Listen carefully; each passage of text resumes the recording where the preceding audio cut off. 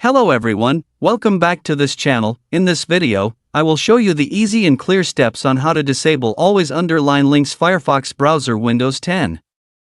So how to disable Always Underline Links Firefox browser Windows 10. Make sure you keep watching this video until the end. Let's get started right away. Firstly, just go to Firefox browser on your computer or laptop. This is the Firefox browser display. Then move the cursor to the top right of the screen.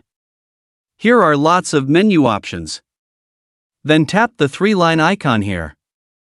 And a scrolling menu will appear like this. And tap the Settings menu.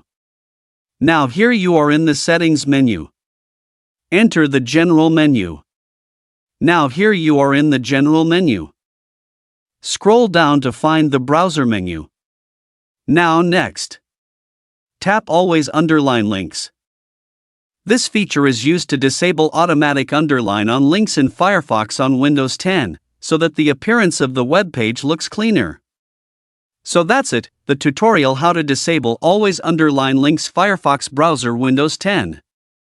Thank you for watching. I hope this video is useful. See you in the next video.